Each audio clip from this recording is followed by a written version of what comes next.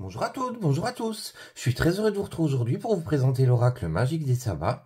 Donc c'est le dernier oracle de Marc Neu et de Gaël Mas. Alors on va le découvrir ensemble. Il est sorti aux éditions Arcana Sacra. Donc déjà j'ai tout de suite craqué pour le coffret, je le trouvais magnifique. Franchement les coffrets Arcana ils sont vraiment très chouettes. Ça fait un papier un petit peu vieilli, un petit peu grimoire même.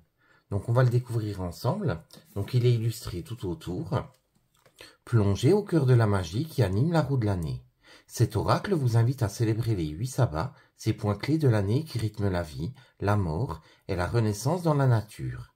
Chacune des 48 cartes est une déclinaison des énergies spécifiques de ces fêtes sacrées, offrant des perspectives divinatoires, symboliques et magiques, ainsi que des conseils pratiques pour vivre en harmonie avec le cycle naturel de la Terre, de la Lune et du Soleil.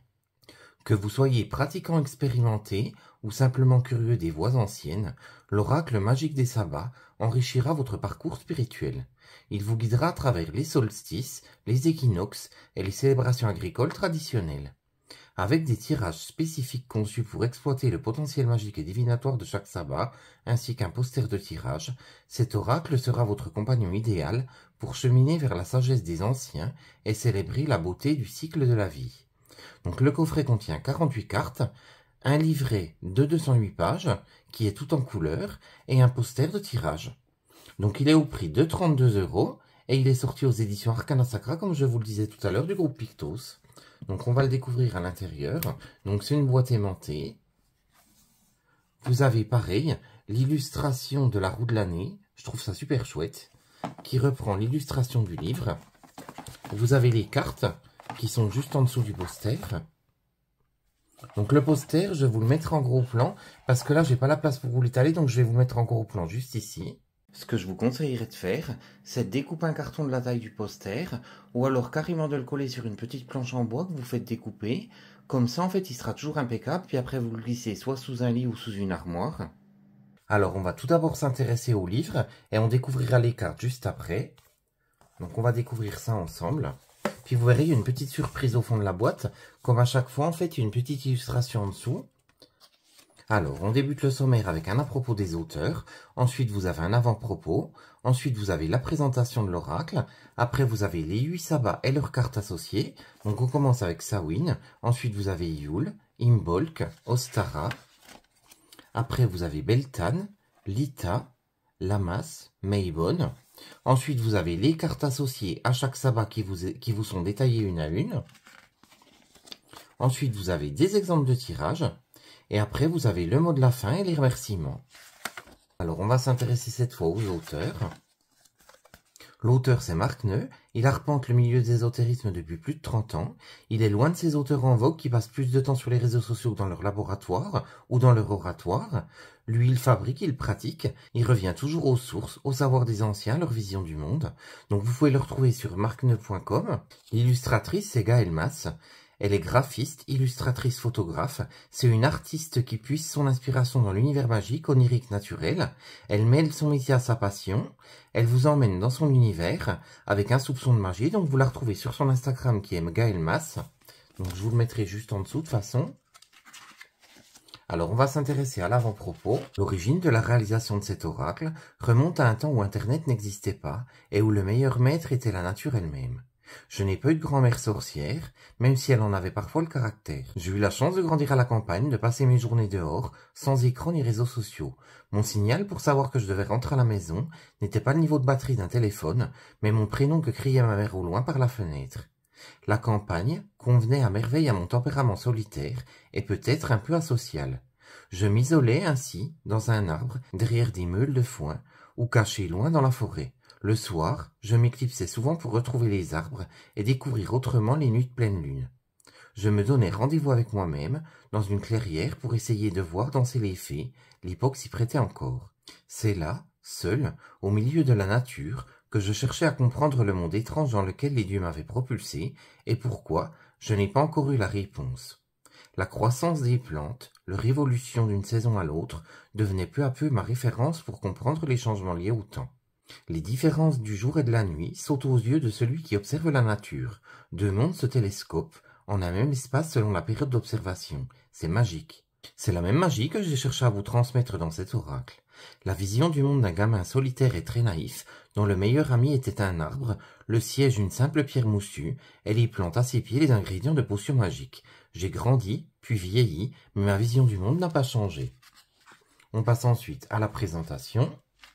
Les 8 sabbats sont des célébrations spirituelles qui marquent les changements de saison de la roue de l'année dans la tradition wiccan et d'autres traditions païennes. Ils illustrent le cycle de la vie, de la mort, de la renaissance, incarné par le dieu et la déesse, ainsi que le passage de temps tel observé par la nature. À chaque sabbat, les cycles de la terre et du soleil sont honorés, tout comme l'est l'influence des 2 astres sur les êtres vivants. Les sabbats se produisent à des intervalles réguliers tout au long de l'année, de concert avec des événements solaires tels que les solstices, les équinoxes ou des dates traditionnelles de célébration agricole. Ensuite, Marc vous les énumère. Donc la première célébration c'est Yule, c'est le solstice d'hiver. Ensuite c'est Imbolc. Ensuite Ostara, l'équinoxe de printemps. Ensuite vous avez Beltane. Ensuite vous avez Lita qui est le solstice d'été. Vous avez Lammas ou Lugnasad. Vous avez Mabon qui est l'équinoxe d'automne. Et pour terminer la roue de l'année, vous avez Samhain. Donc là en fait il vous détaille chaque fête. Ensuite, Marc vous propose un petit plan. Donc, vous avez la journée la plus longue vers la journée la plus courte. Donc, il vous indique chaque saison et chaque sabbat, où vous avez le plus de lumière et le moins de lumière. Après, on passe aux 8 sabbats et leurs cartes. Alors, on débute avec Samhain, qui commence le 31 octobre. C'est le sabbat de la mort et de la renaissance. Donc, il vous explique ce qu'est Samhain. Ensuite, il vous donne les origines historiques et culturelles. Il vous donne les aspects mythologiques, les pratiques magiques. Ensuite, vous avez un résumé de ce sabbat. Et après, vous avez les cartes associées. Donc, la première carte, évidemment, c'est Samhain. La deuxième carte, c'est la mort. La troisième carte, le crâne. La quatrième carte, le chat noir. La cinquième carte, la sorcière. Et la sixième carte, la porte. Après, vous avez Yule. Donc, pareil, vous avez le petit résumé de Yule. Il vous explique ce qu'est Yule. Quelle est la tradition. Vous avez l'origine historique et culturelle. Vous avez l'aspect mythologique, enfin les aspects mythologiques. Vous avez les pratiques magiques. Vous avez le résumé de ce sabbat. Et ensuite, on a les cartes associées à Yule. Donc, qui sont Yule. Ensuite, le soleil, la bougie, l'amulette, l'offrande, le bonhomme de neige. Donc, ainsi de suite pour tous les sabbats. Donc, ensuite, on va découvrir les cartes.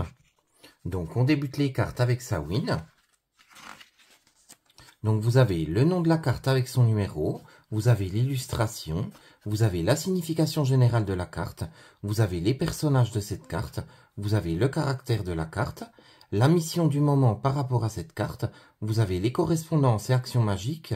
Vous avez la signification divinatoire et événementielle. Vous avez la signification occulte du symbole. Et vous avez le conseil pratique pour la vie au quotidien par rapport à cette carte. Donc vous avez ça pour chaque carte. Alors on va prendre les cartes d'un autre sabbat. Par exemple celui-ci qui est Beltane. Donc avec le chapeau de sorcière, vous avez le numéro de la carte avec le nom, vous avez la signification générale, vous avez les personnages, vous avez le caractère, vous avez la mission du moment, vous avez les correspondances et les actions magiques, vous avez la signification divinatoire et événementielle, la signification occulte du symbole et le conseil pratique pour la vie au quotidien. On passe ensuite au tirage. Donc avant de débuter les tirages, Marc nous explique que cet oracle n'est pas seulement un moyen de divination, c'est aussi une invitation à un voyage au travers des cycles de la nature, des mystères de notre existence, à l'image de Samhain qui est le nouvel an des sorcières, ou Beltane, la célébration de la fertilité et de l'amour, chaque sabbat portant lui une facette unique de la roue de l'année. Alors ensuite vous avez le tapis de tirage, donc qui est juste ici que je vous ai montré tout à l'heure. Donc vous pouvez faire le tirage en croix sur la roue des sabbats, donc il se fait en 4 cartes. Donc la première carte sera posée sur Ostara, elle représentera la situation actuelle, le début, le commencement de quelque chose. La seconde carte, elle sera posée sur Lita, elle correspondra à l'accumulation de la situation, c'est-à-dire ce qu'il est possible d'espérer de mieux dans ce projet. Ensuite, la troisième carte, qui sera posée sur Mabon, elle représentera les forces adverses au projet, ce qui peut causer son déclin. Et pour finir, la quatrième carte sera posée sur Yule. Elle est la finalité de la chose questionnée, l'évolution finale. Donc elle sera posée juste ici. Ensuite, il vous donne un exemple. Donc vous avez les cartes qui ont été disposées. Il vous explique chaque carte une à une. C'est vraiment très sympa, c'est plus facile pour comprendre, je trouve. Ensuite, il vous propose un deuxième tirage. Comment va évoluer ma situation amoureuse? Donc là, pareil, il a disposé quelques cartes, il vous donne l'explication. Après, vous avez le tirage de la délivrance. Donc celui-ci, il se fait en 5 cartes. Donc la première carte sera l'influence, la deuxième carte la protection, la troisième la libération, la quatrième la guérison et la cinquième la résilience. Donc pareil, il vous donne une explication, un exemple. Vous avez un deuxième exemple. Après, vous avez le tirage de la roue des sabbats. Ensuite, il vous propose un dialogue avec les esprits. Vous avez la préparation, il vous donne tout le détail. Après, vous avez un autre exemple de tirage qui est en 4 cartes, où la première carte sera la carte de l'invocation, la deuxième carte la carte du message, la troisième carte la carte de l'action, et la quatrième carte la carte de la finalité. Donc vous avez l'interprétation et la clôture. Ensuite, vous avez le tirage à double lecture. Donc là, pareil, tout vous expliquer au niveau de la préparation du tirage, comment il se déroule, tout vous est détaillé, tout vous est expliqué un à un. Vous avez également un petit tableau pour vous donner plus d'explications. Il vous explique le sens de lecture. Vous avez le détail sur chaque page. Vous voyez, c'est vraiment très complet. Et à la fin, vous avez un petit exemple. Donc, on va découvrir les cartes. Alors, on va regarder en dessous ce qui se cache comme illustration. Donc, je la trouve magnifique. Franchement, elle est super belle. Je sais pas ce que vous en pensez. Alors, le bord des cartes est uni. Le dos des cartes reprend la roue de l'année. Les cartes sont toutes mini, elles sont super jolies. Je vais les montrer par rapport à l'oracle G, au niveau de la taille. Vous allez voir au niveau de la grosseur. Elles sont de la même taille au niveau de la largeur. Par contre, elles sont beaucoup plus petites. Ça fait un petit peu de la taille des Lenormand. Alors, ce que je vais faire, je vais vous laisser les découvrir une par une. Vous avez le numéro de la carte, vous avez le nom et vous avez l'illustration au centre, autour d'un petit cadre. Donc, je vous laisse les découvrir, puis on se retrouve juste après. À tout de suite!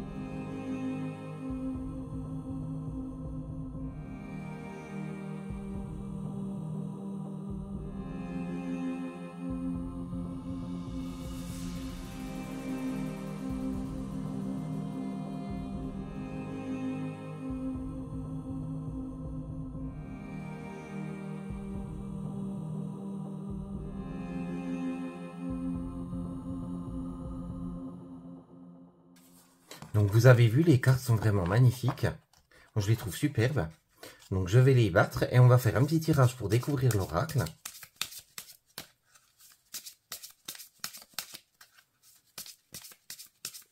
Au niveau de la qualité des cartes, elles sont super.